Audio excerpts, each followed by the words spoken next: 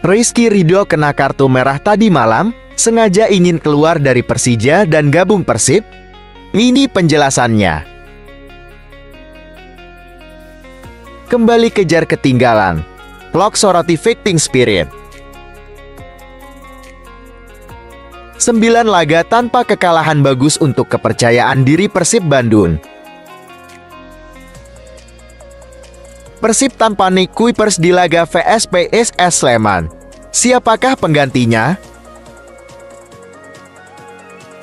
Pengakuan konyol pelatih Borneo usai lawan Persib bisa bikin Bobotoh ketawa ngakak mendengarnya.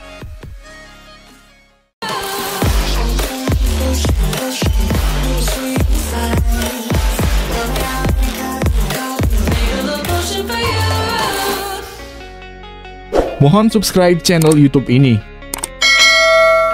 supaya gak ketinggalan berita Persib Bandung.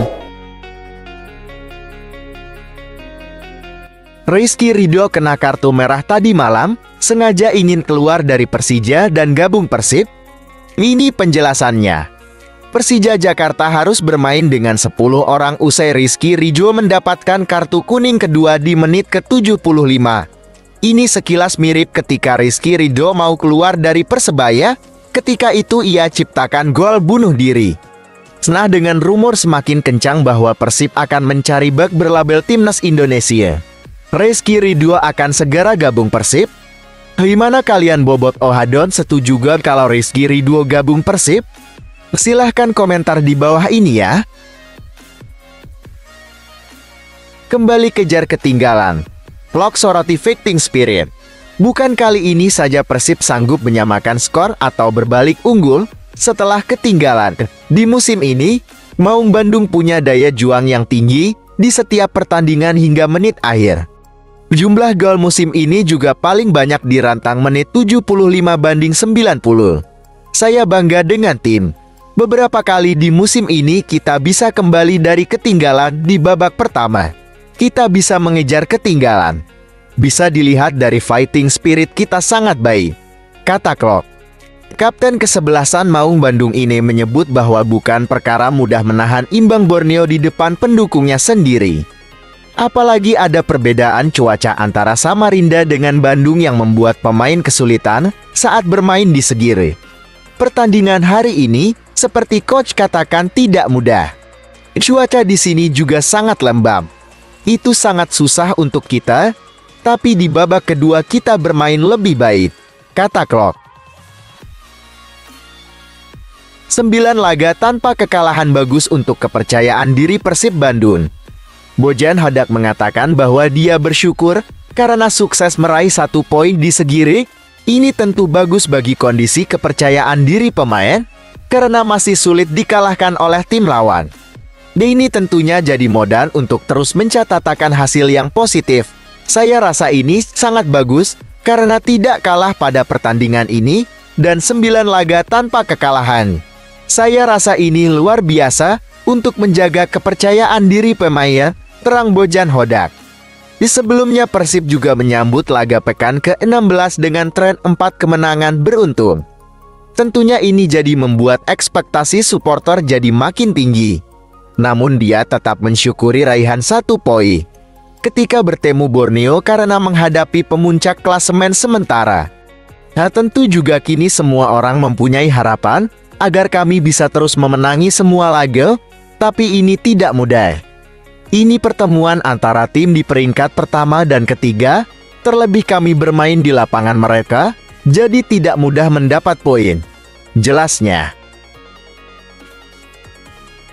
Persib tanpa Nick Kuipers di laga vs PSS Sleman. Siapakah penggantinya?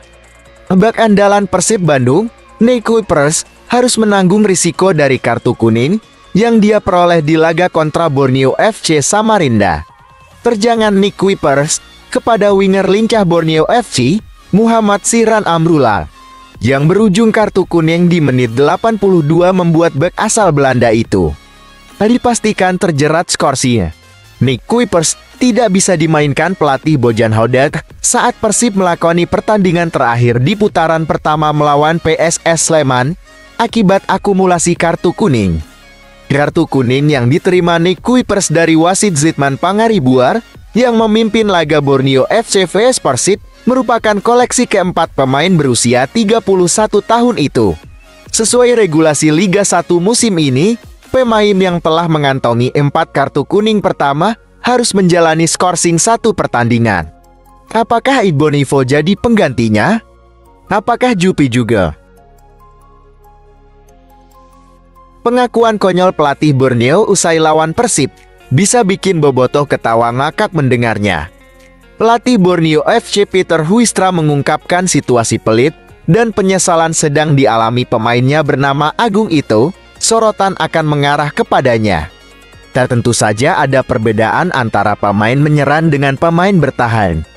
Jika penyerang melakukan kesalahan, maka seolah tidak ada apa-apa. Jika ada 10 peluang dan dia mencetak 1 gol, maka pujian didapatnya. Tapi untuk Ban, meski berhasil mencetak 10 gol, tetapi melakukan kesalahan, semua akan menyorotnya, kata Huistra. Huistra enggan pemainnya terlalu berlebihan meratapi hasil kurang memuaskan dari Persib. Sebagai tim, kesalahan Agung akan ditanggung bersama-sama. Timnya memberikan kesempatan kepada Persib untuk menyerang, mendapat sepak pojok, hingga free kick. Huistra ingin timnya segera bangkit. Bikin semuanya kaget. Evan Dimas pensiun dini dan gantung sepatu dari sepak bola. Kurang ajar gara-gara tackle pemain Vietnam. Media Vietnam Soha.vn menduga pemain timnas Indonesia Evan Dimas akan pensiun dini. Mereka lalu mengaitkan hal tersebut dengan tackle horor yang pernah dilancarkan pemain timnas Vietnam Doan Van Hau. Belum lama ini warganet dihebohkan dengan cuitan seorang komentator sepak bola Indonesia bernama Labib Sadat di media sosial Twitter. Ia menyebut salah satu pemain bintang dari Surabaya bakal pensiun usai Liga 1 musim ini. Menariknya, Labib mengatakan pemain yang dimaksud tidak sedang membela Persebaya Surabaya. Petunjuk lainnya, pemain yang bersangkutan berstatus bintang dan sangat terkenal. Cuitan Labib itu lantas mendapat sorotan dari Soha.vn. Mereka ikut menduga seperti halnya warganet, petunjuk-petunjuk itu mengerucut pada nama Evan Dimas Darmono. Banyak penggemar di negara itu mengatakan bintang yang akan pensiun adalah Evan Dimas, salah satu nama besar di tim nasional, bunyi tulisan di artikel Soha.vn. Emang kurang ajar ini Vietnam. Menghancurkan talenta hebat timnas Indonesia. Yes, alhamdulillah lokal Pret Auto Kejang. PSSI datangkan 5 pemain naturalisasi keturunan untuk timnas Indonesia. Timnas Indonesia U17 diprediksi akan diperkuat oleh 5 pemain keturunan yakni Wilber Jardim, Sao Paulo, Jidabin Asiap, Amar Brkic, Hoffenheim, Mauri Ives, Bali United, dan Chow Yun Damanik, Lausanne. Wilber Jardim bisa bermain sebagai fullback kanan. Sementara untuk Chow Yun Damanik dan Mauri Ives bisa bermain sebagai gelandang tengah dan gelandang serang. Adapun Amar Brkic dan Jidabin kemungkinan bisa mengisi sayap kanan dan kiri di lini depan timnas Indonesia U17. Gini kan baru mantap, timnas Indonesia gak lokal Pret lagi.